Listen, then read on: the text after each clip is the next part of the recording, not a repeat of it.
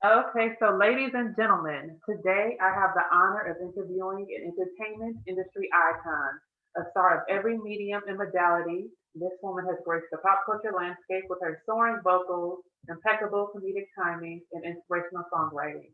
She has sailed the decades of the ever-changing behemoth called show business as a child star, teen idol, first lady, and now veteran.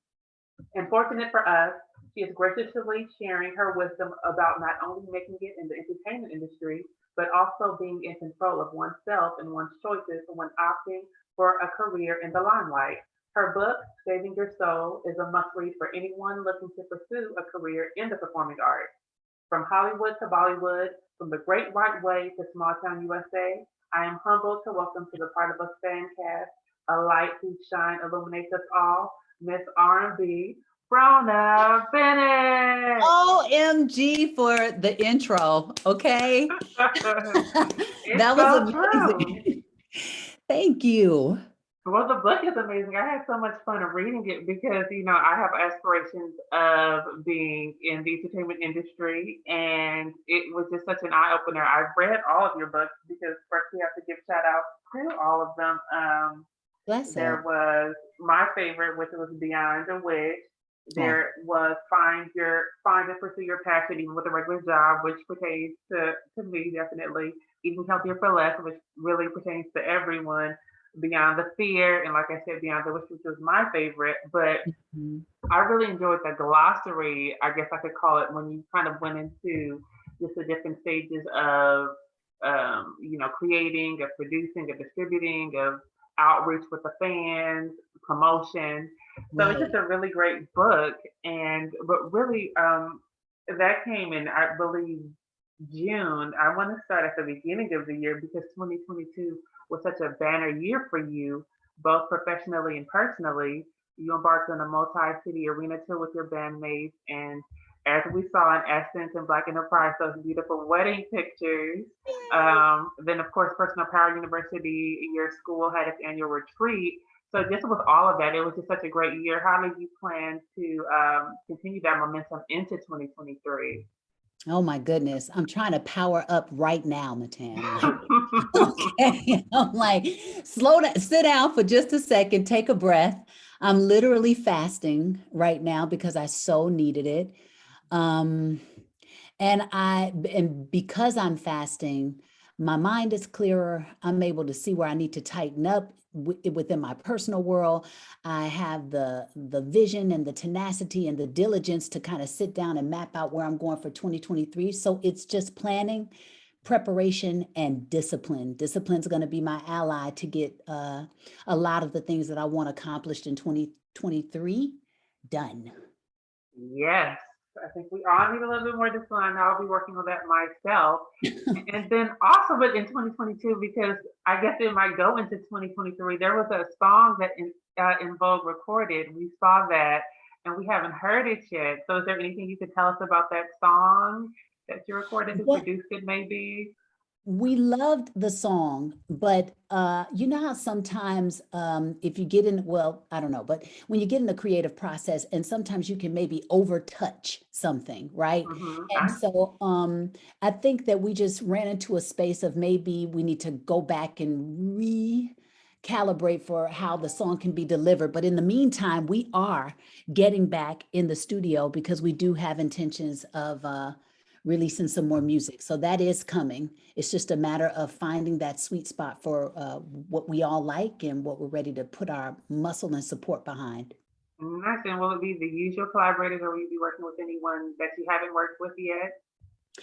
Yes. Well, I think we're willing to stretch. We definitely have the people that we know that we've made really good music with before, but I noticed that we are willing to stretch. So we'll see what happens. It's still something that is unfolding as we speak.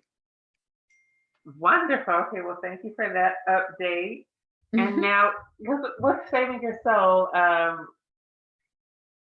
it it's not autobiographical. You are kind of maybe so a guy, like you say on the cover, your mentor for navigating the music and entertainment industry at all stages of your career. And so in that aspect, you kind of bring yourself into the book, but it's not necessarily autobiographical, but there are certain anecdotes and things like that. Mhm. Um, so because when I hear interviews, people always kind of go through your resume, which is just such a great resume that I kind of want to do that too. But I want to kind of change it up. So I'm going to first start with just the inception of the book and the creation, because I remember when you first announced that you and your business partner are working on a book about the music industry. I was very excited. And I even remember, like, I think on Instagram you shared pictures of your kind of retreat in Europe. I remember those, like the streets that were kind of like lined with water. Or, I don't know how to describe it, but you were out here working on the book. And now, I've heard in other interviews you were talking about how that didn't pan out, with your writing partner, and so now you kind of took the book and changed it into Saving Yourself. So could you tell us a little bit about how you were able to write a book about such an expansive topic? Yeah, like you said, I was initially going to do this with my buddy, who's an intellectual property attorney slash entertainment attorney and a musician. And of course, I am a life coach and an artist. And we thought, man, what a great combination to kind of touch the industry in a way that hasn't been done.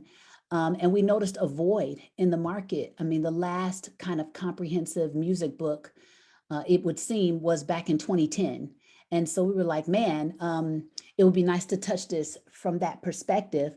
But years later, and that was Florence, Italy, that you were talking about. We did some beautiful things, right?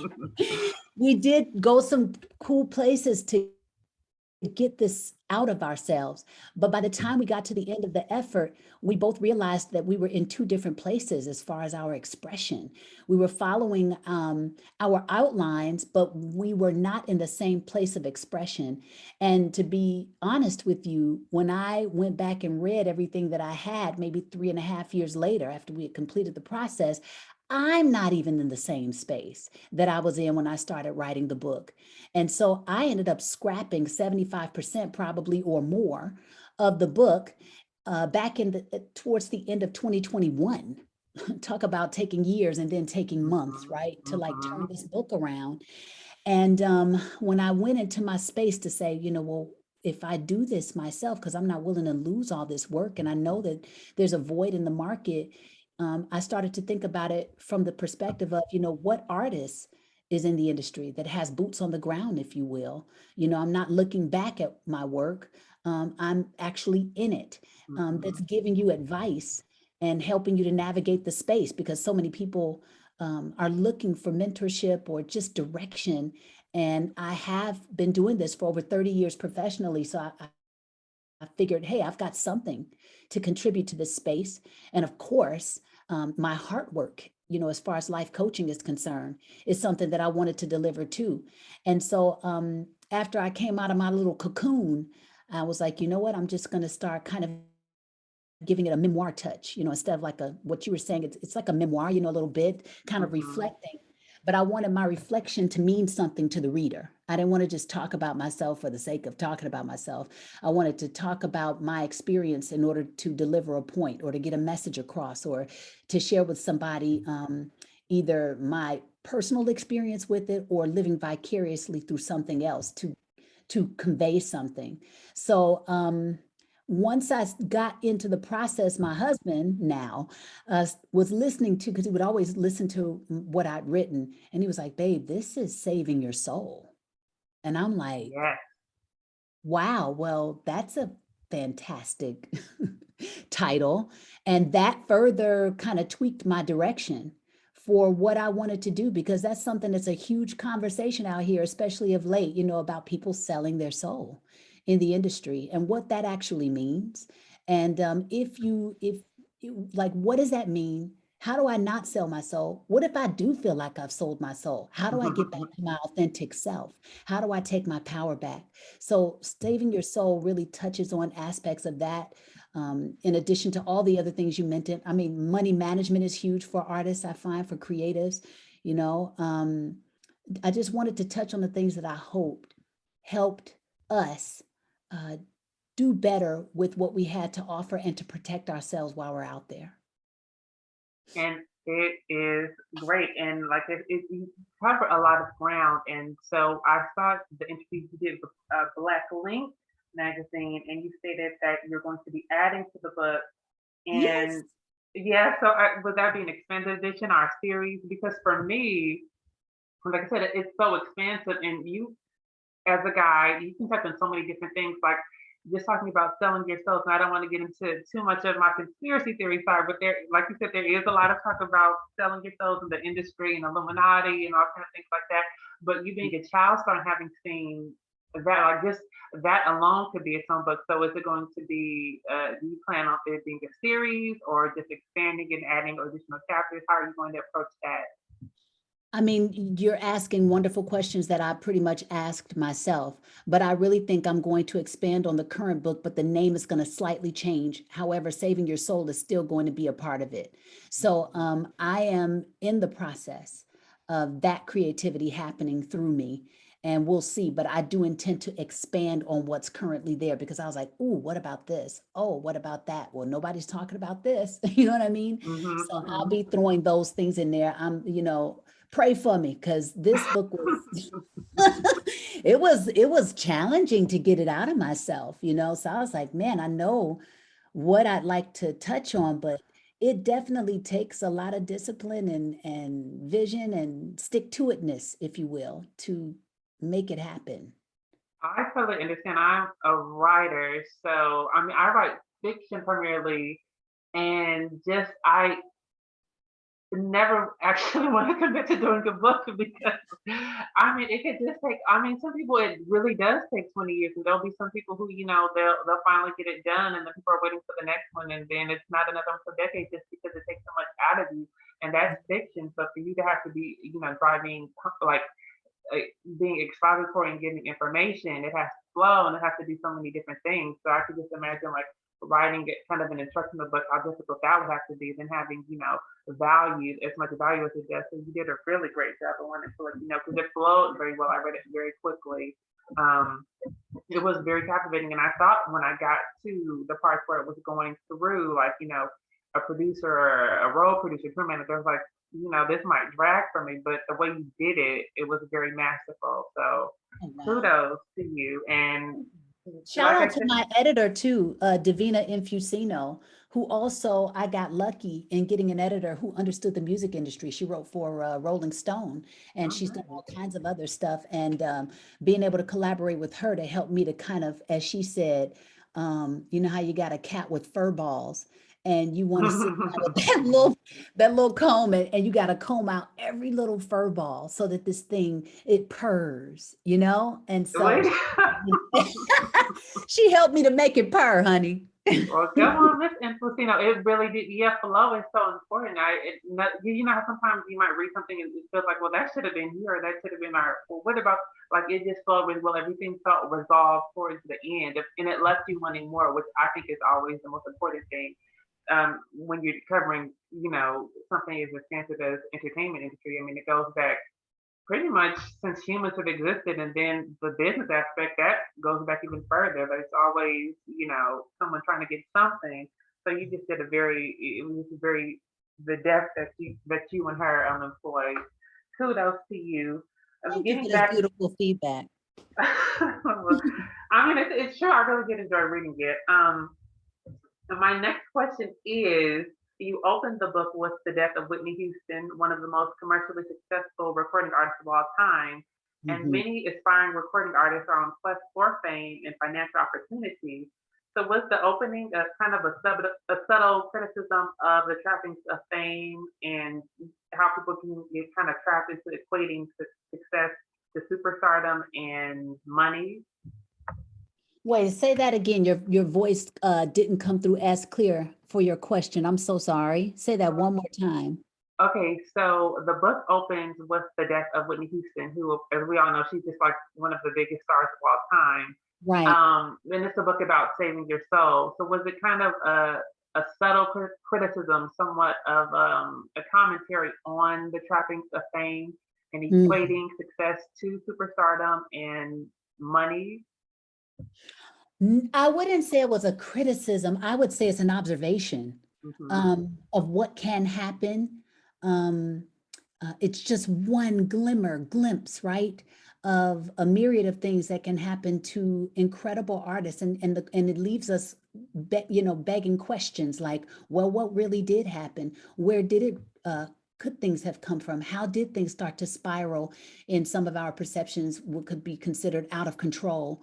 Where were some missteps? I was hoping, in addition to just propping her up as a huge inspiration for me as an artist, Mhm. that it would push us all to just ask even greater questions of ourselves and of the industry and of the choices that we make, to see what kind of results they bring. And if they're not bringing the best results, what do we do to change the landscape? What do we do to get better results? So it's more so an observation than a Mhm. criticism. Right, because with, of course, the passing of Whitney and of, Michael, I remember when he passed away, like just how devastated I was. And, a lot of the commentary is that, it's the fame, it's the industry, it's the industry. Mhm. And so that's why I think it's so great how you have in the book. So it's not just, okay, so there's the actual technical aspect of, creating the art, there's the business side, but then there's also incantations and eating healthy and being in a good mental state, Mhm. having good people around you. You can talk about, doing business with friends. There's just so many different, levels to just keeping yourself mentally healthy, mentally sound, spiritually sound, saving your soul. Yeah. But yeah, like, I mean, you've been in the industry, so you kind of, I don't know. I just remember just the comments when, we lose these huge stars and they're like these beacons of hope in our community. They just mean so much to us. But Yeah. then, people are pointing the finger at the industry. So I just, think that's interesting that, you hear it like, even in life it happens, but how people will get chewed up and spit out by the industry no matter who they are. Oh yeah. So, Yeah, I agree. I mean, you got I mean, I think in the book I mentioned, your bottom line may not be their bottom line. You know what I'm saying? So, so you got to make you your bottom line, and sometimes that may not take you in the direction that you think you want, but it may save your soul. that is, see, I mean, it's so deep when you think about, I mean, saving your soul. And some people, like, we could talk about the death row deal, like how you were able to walk away, if you will, from a contract where some people, they would literally do anything for a contract, a record contract. So Yeah. how do you, I mean, you were, just coming up and coming, to have that kind of strength to say, well, you know what, this deal doesn't suit me. I'm not going to sign. Like, where does that come from? You know, I'm going to give credit to my spiritual walk at a very early age. When I was 18 years old and I moved out to Hollywood, as I say, where the big dogs play, Hmm. one of my other major goals when I got there was like, I'm free to go and explore God. What is God? Who is God? What's my purpose? Um, just to go down the rabbit hole, if you will, of self exploration and spirituality. I allowed myself to pierce the veil of our reality, if you will. I went beyond what they told us life was all about. And I went to different places to discover it. Sometimes it was in what they considered conspiracy theories, or esoteric information. If I looked into another religion or spiritual practice like Buddhism, or learn about Hinduism, or I was not limiting myself to where God could be and where my breakthrough could happen, if you will. And so it took me on this fantastic journey of self exploration and development. And then, so then I also ended up attracting, I think, people that were similar, not necessarily the most scrupulous in some instances, but they at least um, were moving in a similar direction, or they could relate to where I was or who I was or whatever. But I still had, pitfalls along the way. But I did have someone around me at that time that was pretty meticulous about reading the contracts And, that kind of came to me early on, right? I talk about reading contracts in the book. Yeah. And they combed through that contract one last time right before I was supposed to sign. And they were like, wait a minute, what happened here in this section of the contract? And that things were removed or changed around. And I was, I guess you could say, smart enough to listen to my counsel. And they were like, this is basically not in your best interest. And I went with that, and I did not take the next step forward. So, and then I would say later, even, in my early 20s, and I was sitting down with a pretty major executive, and they were telling me that I needed to get rid of my management at the time. And, they needed to be able to make the phone calls they needed to make to move the needle of progress that maybe this person was not experienced enough to do. But because of my loyalty, and people were telling me, that were in the industry, that were around me, hey, be careful. People want to remove the people that are closest to you because that way they can control you. Mm-hmm. And I listened to that wise counsel.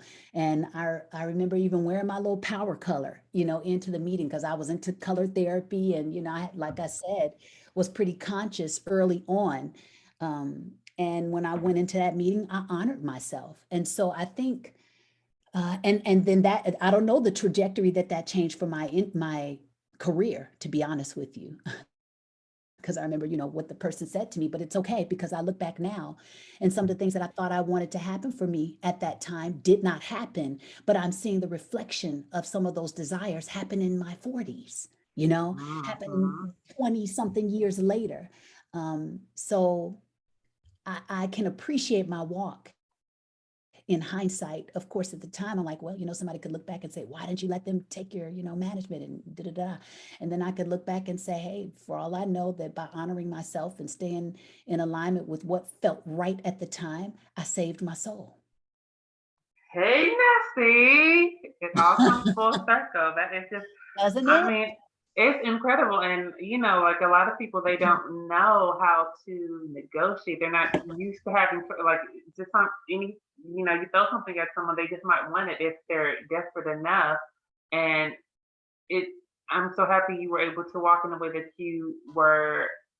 what you had was sufficient, and you didn't make yourself feel desperate, because some people make themselves feel desperate, and then they just go and it's all about money or something, and they'll just kind of, they'll sell their soul, their whatever values they have in place, they'll just reject those for whatever, quick gratification that they can get, whether that be money, whether that be a deal, whether that be what have you. So I'm just very blessed that at such a young age you had that foresight, that perspicacity and wisdom.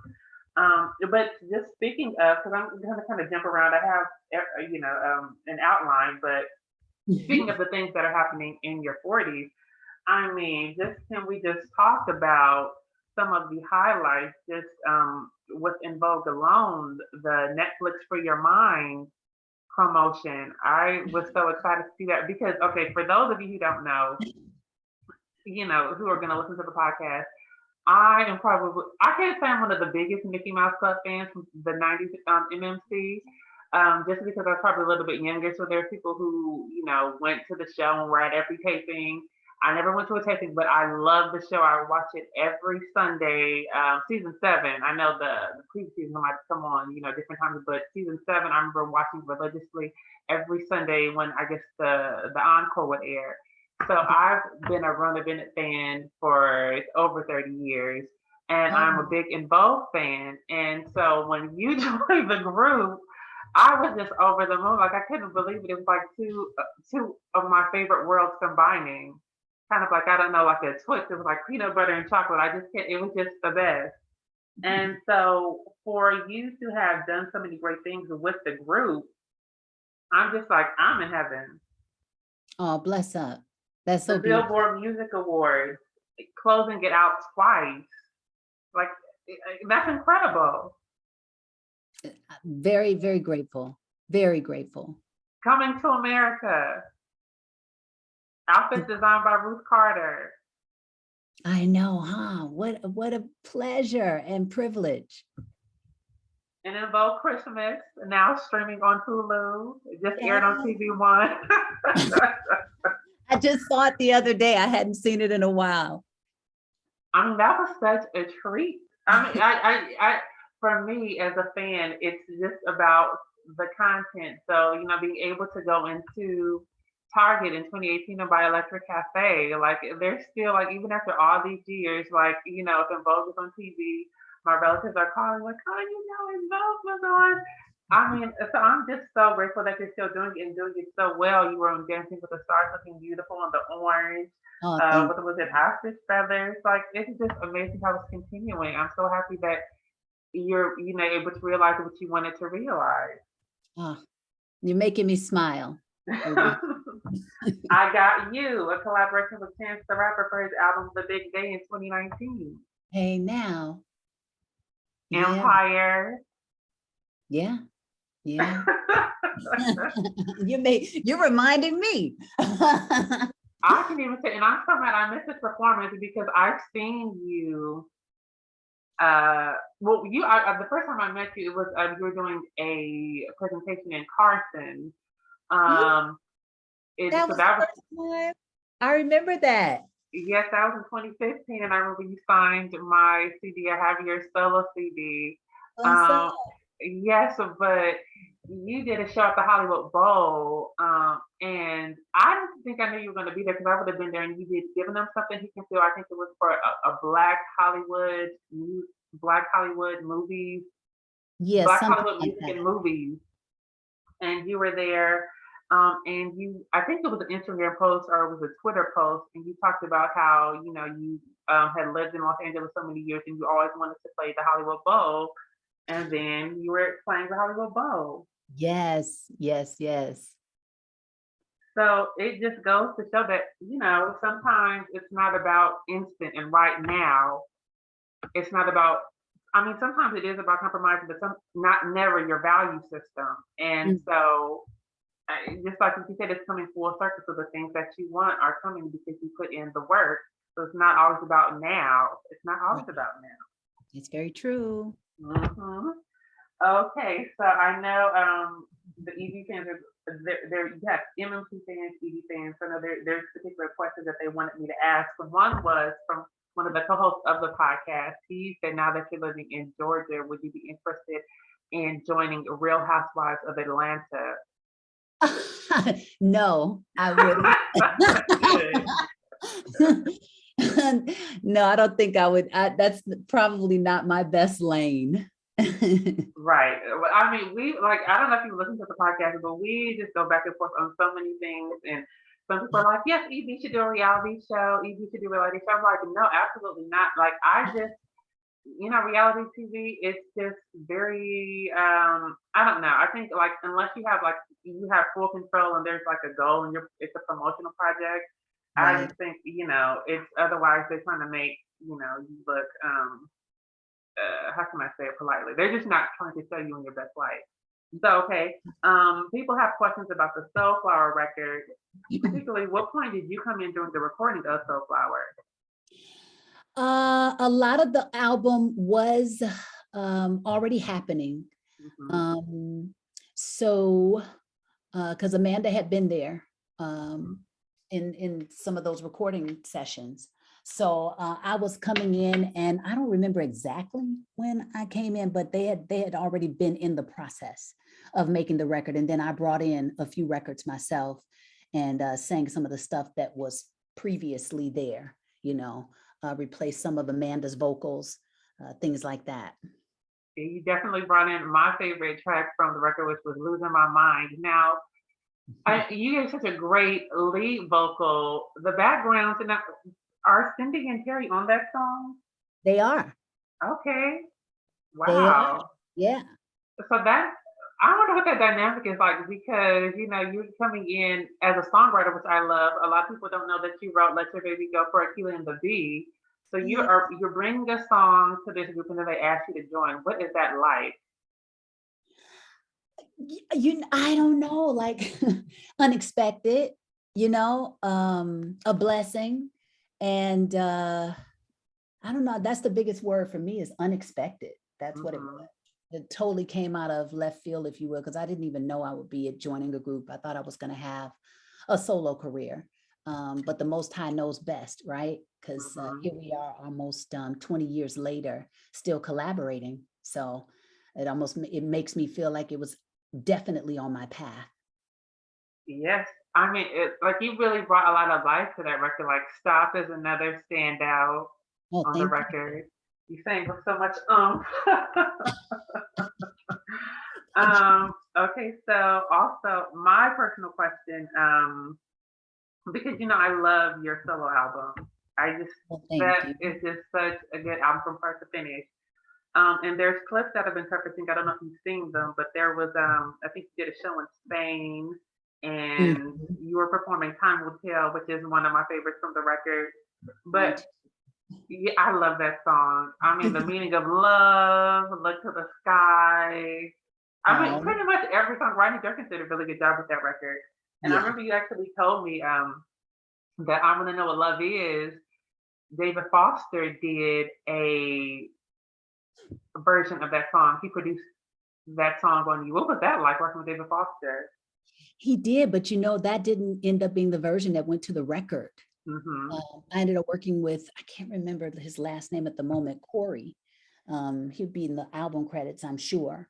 But that was special just because he's such a legend in Hmm. the business. I remember going to his house and the big reveal when you go past the gate, and I think there was a trolley going up to the top, and it was just an experience.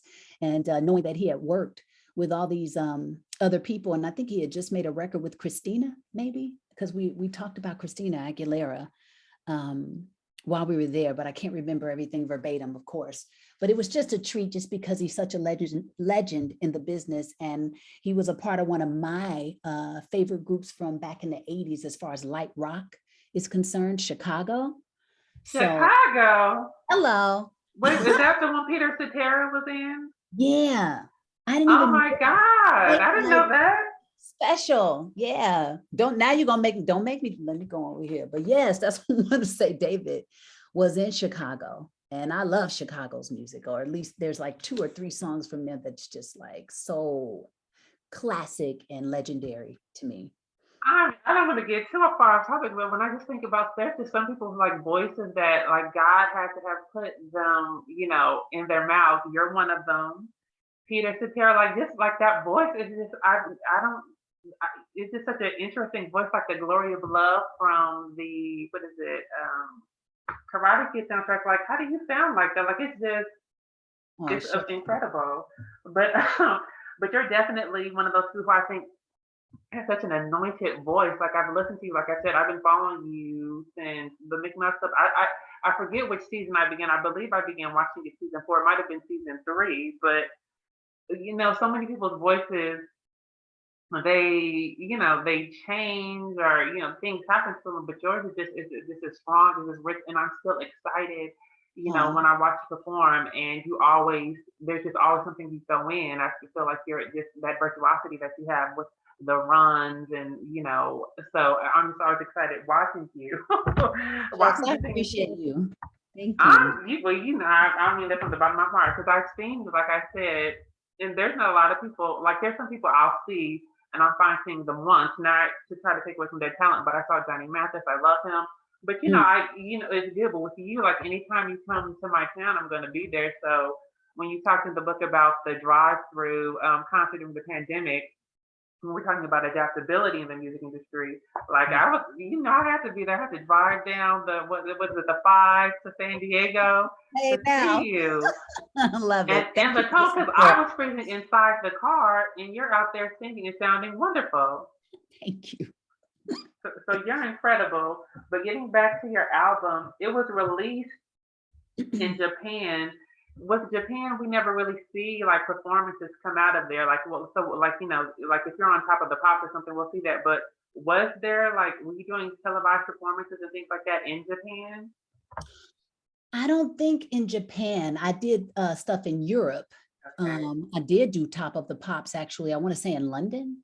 Um, but Japan, I don't recall doing any television stuff. But I did have a great promotional run in Mm-hmm. Japan, which is why the album did so well. And I did well over in Spain. too. And maybe one, I think there was one other territory like Austria that the record was released in or something like that. Well, I have my copy now, but yeah, you do have a fan. I noticed there was a fan from Spain, and I think we followed each other on Twitter because we both love you so much. I think his name is Jordel or Jordele. I know it's spelled Oh yeah, Jordele. So shout out to him. shout out to him. Yes, I mean, we just like you're just so immensely talented. And just the one last thing I want to ask about your solo record was I've asked you this before. You said that there was a music video that you did for, I forget if it was the first time or the last goodbye that was never released. The first time. Wow. And I've been harassing you on Twitter, like, can you put it up? Can you put it up? But I mean, if you don't do that, can you just kind of, give me a visual of like maybe who directed it and like what was going on in the video? Yeah, I don't remember who directed it, unfortunately, but it was a one camera video, one camera shot video. So literally from start to finish, they planned the whole video, and I believe we were at a like a sound studio. So you know how they can have the fake streets and the buildings and stuff. I forget what studio we used in LA. And there were lots of actors, and it was a big production actually.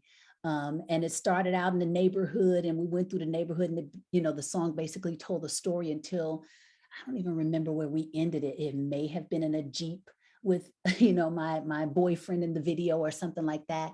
I really would like, because the video is on a VHS. I want to Hmm. see if I can get it converted. I don't even know where to go now for something like that, but I would love to get it converted so that I could put it online. I think it could be a real treat to just kind of put that out there. Uh, Yeah. you see, I know, what a kind like that would be kind of cool. So I got to figure out how to pull that off. Yeah, I mean, I would love to see it because just that whole era, and like now, what do they call them? The aughts or the noughties, the early 2000s, like that's beginning to come back into, I guess, vogue for lack of a better term. And I'm just so happy you were able to be a part of that era. And I just remember how excited I was. Like I said, people know I love En Vogue. They know I love you. So I remember being at my friend Samia's house, and we were talking about you, and she was like, "Oh yeah, they put our video on 106 in Park." And I was like, "What?" And so, I mean, I'm just so Old happy that school. I'm sorry. Old school, 106 and Park. Oh, the kids don't know anything about that. I don't even know if they play music videos anymore. They probably have to go to Vivo or YouTube or something. But back in the day, like that was Right. the thing. Like you went on 106 and Park and you weren't on there, but I forget what they called. Maybe they were called new joints. So you were Right. the new joint of the day, and Samia told me you were the new joint of the day. And I was like, what? Because that's I think was after the Jamie Foxx show. So I was like, Yeah. wow. And so I was so excited to for that. And then I really was super excited when you joined the Vogue. I remember that at the prom, how excited and just like the En Vogue craze, which is the kind of the sponsor of our podcast. I Shout mean, it out was to a everybody shout, and Matthew, right? yes, shout out to Yeah. Matthew because we have been just loving on you since I mean as a member of En Vogue since 2003, and for me like it's still kind of unbelievable because it's like I said, two of my favorite things together.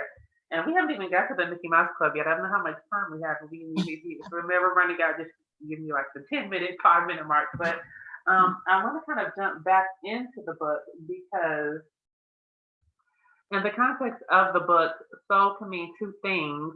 Most likely, it's referencing one spiritual being. However, soul can also be the pure artistry that artists such as Aretha Franklin and James Brown channeled when making music, and that James Baldwin called upon when composing literature. Why did you title a book about the music business saving your soul? You kind of already touched on that, but so I guess the question, I'll rework it. Is there a component of soul music in the title Saving Your Soul? Is there like I married the two, if you will? Yes. Yeah, I mean, well, I think when I said soul for this title, it really was about the soul of our music, our creativity, and the soul of us, who we are as Mhm. beings, and being able to operate, hopefully, in as much of our authenticity as possible. And to, as you mentioned earlier, get back to our value system if we feel we're out of alignment with the results that we want in our experiences. So it was more so that the soul of our creativity, that which is produced from us, and then the soul of who we are, our authenticity, and being able to operate from that in our value system. Okay, because it's like soul music, I think, was like one of the veins of the Black community in the United States. Mhm. And now it just looks like, in a way, that it's kind of being dismantled and eroded. And Miss Elliott said something interesting about an executive mentioning to her that people are kind of over singing. And when I think of soul, of course, there's the the spiritual entity of a soul, but then there's also just like soul music, how just kind of in a way clutches at that spiritual soul that we have, and that's what brought us to so many things. It brought us through slavery, it brought us through Reconstruction, it brought us through Mhm. this de facto segregation, de jure segregation, and all kind of other things. And now, like, that kind of soul music just doesn't exist. And you being in that tradition of being a soul singer, you sang with the soul children of Chicago. You have the gospel background, which is Mhm. probably one of the reasons why your voice is so anointed. But and then being R&B, which is I guess, a child of soul music. Are you in any way concerned that maybe the selling of the souls is another reason why the soul is kind of the soul music is not really there in the music industry anymore? I don't think it's necessarily that we lack soul anymore. I think it's the powers that be that aren't allowing it to come through the airwaves Hmm. on a popular level. For example, I was just talking to somebody the other day, and I was like, "Yo, we have not." You can tell me if I'm wrong, but there is not even anyone closely resembling a Luther Vandross on the radio right now on pop. Absolutely not. Like, we're so light years away from that in a sense of pop radio. But if you just, go to satellite radio, you're going to get some more smatterings of people that are coming up that have been in the business like me, that are getting back to the basics, if you will. And then if you go to some soul, some clubs, in some hardy cities like Chicago or Atlanta or New York or Philly, you're going to start hearing people that are still tapped in. So I don't think that we as a people lack the soul. I just think that what they're allowing through the airwaves is not a reflection of it. And that's what I think needs the tweaking. That's what needs the help. So the executives need some soul. They need to let their souls Hey, glow. you don't know who's in, who's in charge, if they're how in touch they are with it, and if they want it that way, depending on the results you want in our society and what you want us doing as a people and what you want us focused on. When we I feel we're operating in a society where love was able to come through the airways. You had different types of relationships. We sang about things differently. We had a different message. We nurtured family differently. It's not something that they're necessarily allowing through. And a question for us could be, well, why not? Mm, that's that is $1 million question. And I'm happy, so happy you brought up the Evangelist. He's another one. But I too, and I'm in Los Angeles, so I don't want to say we're cut off from the soul music, because that wouldn't be true, because I mean there's a lot of great artists who come through Los Angeles. But I mean, just I guess maybe demographically, like I can't just go to, like, some things that might be available in Chicago and or in Atlanta or in Detroit or someplace like that. But just the tones that I do hear, it's like your tone, like where your voice sits and how rich it is and how resonant it is and how powerful it is. Someone like a Luther, like I hope there are some people with those tones, because like now everybody, it seems like their voices are kind of just higher. Like everyone, even men are sopranos. Like nobody kind of really sings with that, that kind of just depth that you have, and a lot of gospel singers and people from other generations have. So I'll be optimistic and hope that it's still there. But it's just like that voice that kind of that brought us through so much in this country. I miss hearing it. Well, first and foremost, you're so kind to me, okay? I appreciate the things that you say about what you feel I do. I really do think that they're out here in more ways than we can imagine. I just think that we just got to be willing to be deliberate about going out and supporting them. If we're waiting for radio to deliver them to us, yeah, we could be waiting and twiddling our thumbs. But I think if we get out there and start going back to the clubs and creating the atmosphere for that, right? Like come out of the digital world, get back into the organic one. Those of us who really want to hear it, like you sound so well versed in music and your ability to describe it. And I mean, people like yourself, I feel, need to be out there making those club nights that invite that kind of sound and that kind of atmosphere to be nurtured. And people will probably come out in droves to support it because I think we're hungry for it. When we hear it, we love it for the most part. That's what I feel I notice.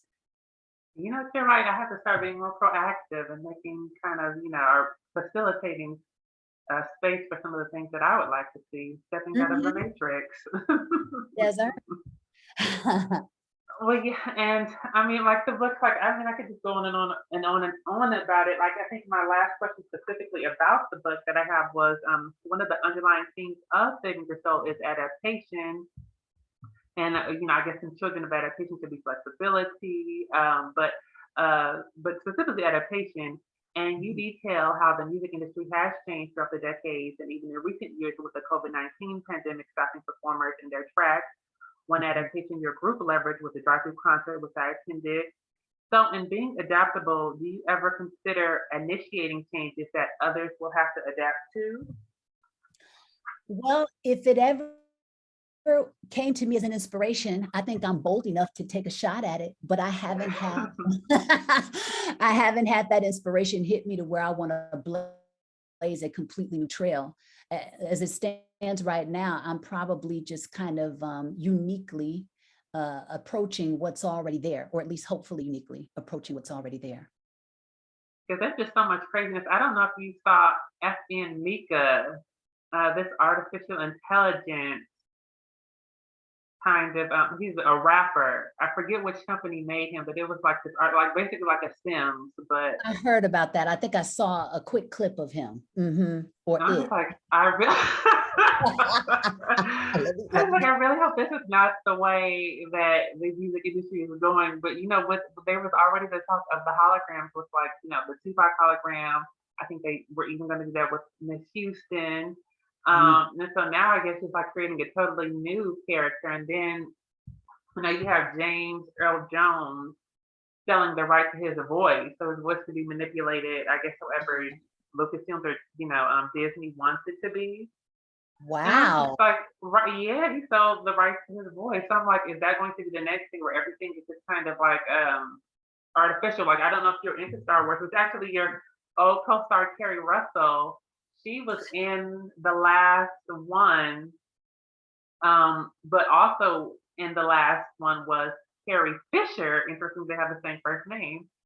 But Mhm. Carrie Fisher is no longer with us. So I'm just saying, like, soon will it be, you know, everyone is kind of their own avatar and you can do whatever you want with them to make whatever kind of sound you want with them. I mean, that's another thing, like, if the soul actually being attached to a human body, now it's like, where is it going to be trans soul? Like, what's happening? Where are we going in the music industry? Do you have any thoughts on that?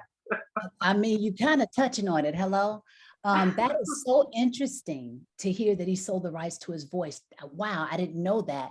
But it doesn't surprise me in the sense that I feel like we're being prepped as a society for this kind of living. I mean, even the stuff that they put on Facebook where they want you to design your avatar. It keeps kind of introducing this concept, I feel, of being a cartoon of yourself, further taking us away more away from our organic nature. There's this book I was reading, I can't remember it at the moment, the title, but it was, I want to say, written by the second top AI guy in China, artificial intelligence. And Mhm. he was talking about, kind of the race to the top between America and China in particular, because I think they're kind of the top two. for who's going to get most advancement in artificial intelligence. And one of the things he mentioned in the book that I think it's going to be true, is that eventually, as a human race, we're going to be like hungry for human touch and connection and organic interaction and experience. And so, even though a lot of the jobs that we're familiar with now, whether clerical or janitorial or anything that maybe automation or a robot could take over, even though those things may phase out, we're going to possibly be creating a whole other industry where we're able to touch and still feel and connect with one another. So he was talking about like a season changer, where a person comes in your home and they change your home over for the seasons, or just things where we still are creative, but we still find a way to connect. I think I'd like to see that as well, even though we are moving in this avatar space. And I think the metaverse is trying to pull us into all of this stuff is kind of, I feel, trying to draw us in and take us away from whatever reality. Hello, because I heard you say earlier, we could go down the rabbit hole. I can definitely do that. But whatever reality we think we're in is trying to suck us into another one. And it'll be interesting to see how we as organic morontial, if you will, beings stay connected. And I think we're going to find ways to do it because we are built on connection. You know how they say when newborns come in, if they don't get a certain amount of attention and or love, they can pass away.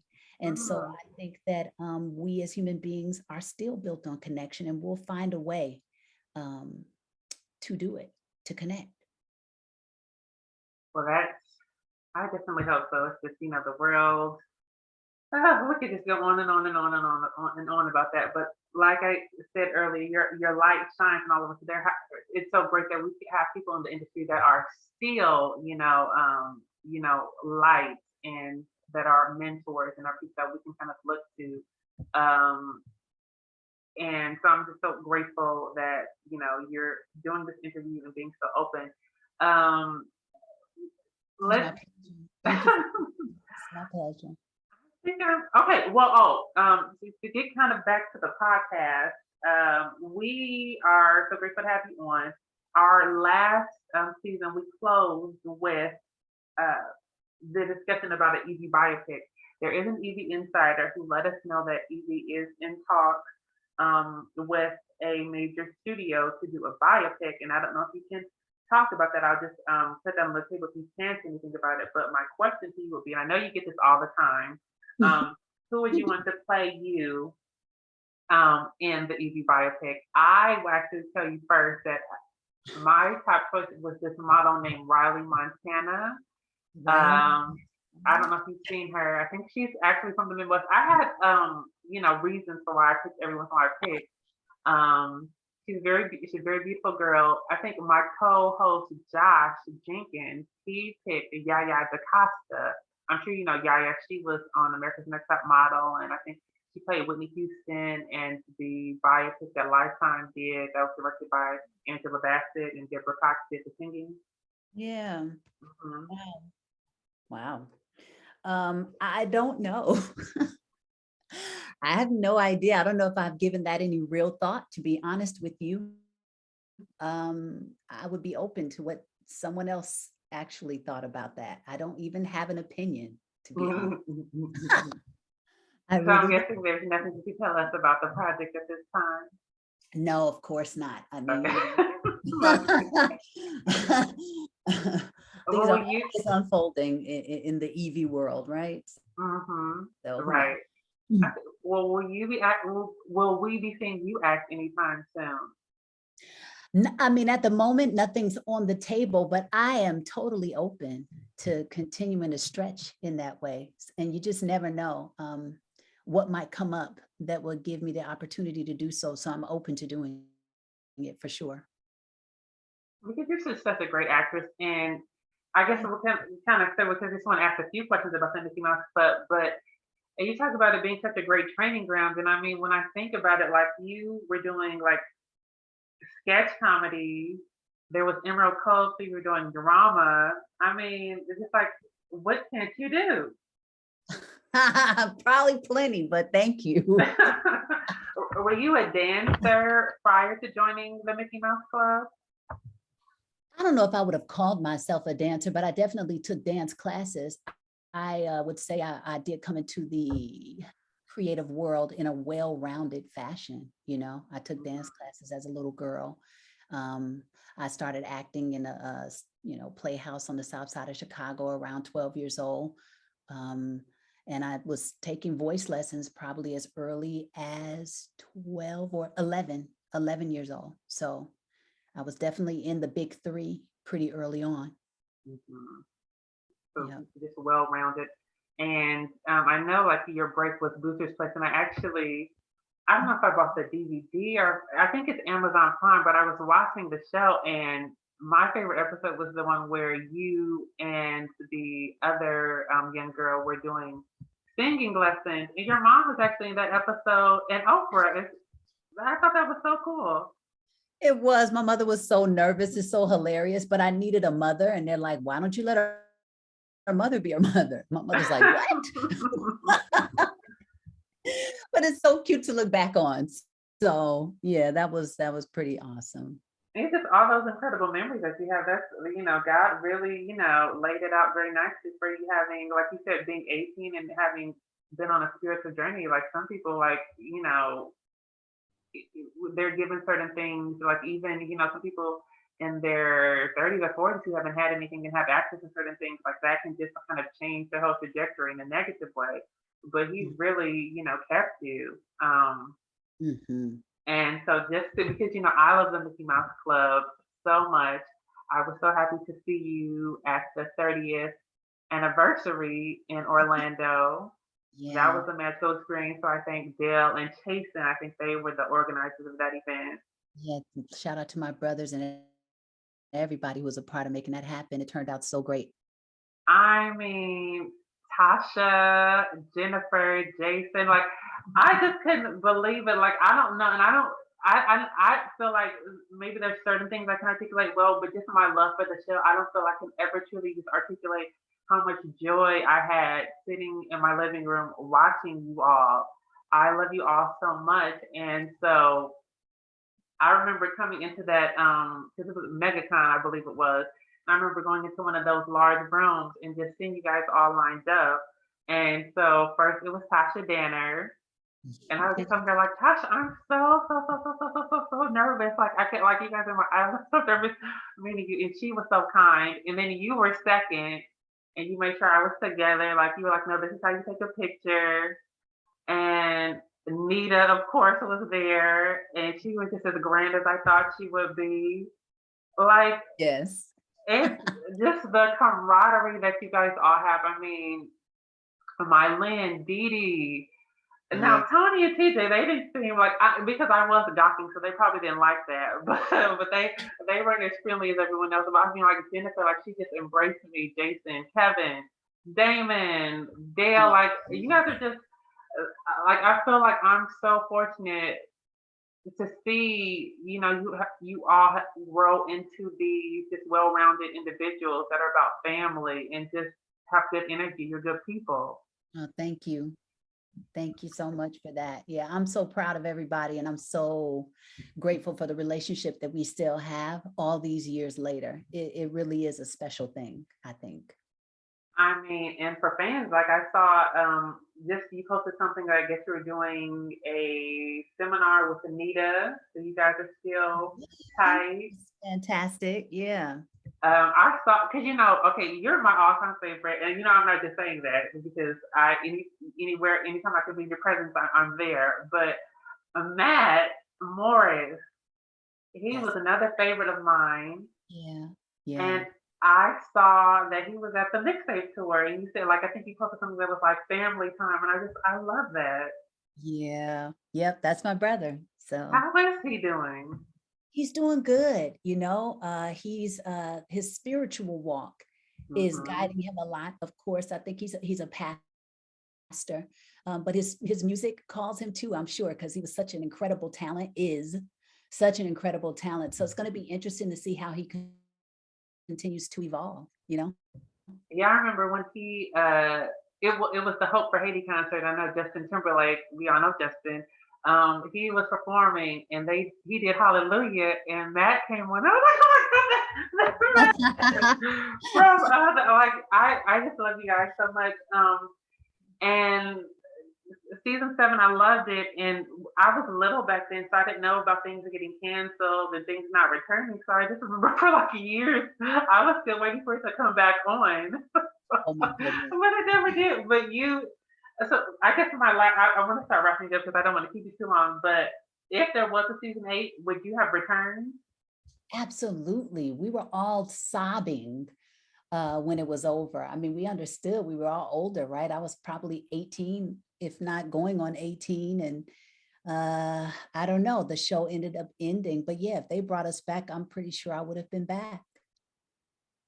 Yeah, it was like I'm telling you, for years I was waiting for the show to come back on. But the legacy of the show, I guess, like with the book and with everything else, you want to leave people wanting more, and we definitely want more from you and from all of the Mouseketeers. Um, I I think that's pretty much all of the questions I have. So I hope everybody in EV Land is satisfied with the interview. Rona, thank you so much for allowing me to interview you. I look forward to all that you will give to the world in the future, and I wish you joy and happiness. But above all this, I wish you love. Because I know you said that was your go-to song with you auditioned to Death Row with I Will Always Love You. Yes. Oh, look at you. You did your research homework. I have to say you've done a fantastic job Thank in you this so much. interview. Yes, and I really appreciate your support, your stellar support after all these years. I want to shout out everybody on the fan cast. You guys do an excellent job. Of the shows that I've heard, I really enjoy the banter and the in-depth analysis of some things is really cool. Shout out to everybody that listens to the podcast, everybody that supports En Vogue and all of its transitions, everybody from the MMC that's tuned in and that has been an incredible support pillar for me and others all these years later, just everybody. So just a big old thank you for today. This was really fun and a nice trip down memory lane, if you will. Well, thank you so much. And now it's time to say goodbye to all our company. Come on, you bring them all today. So until next time, this is McCann for the Part of Us Fancast signing out. All right now, peace. Thank you so much, Rona. But let me stop the recording.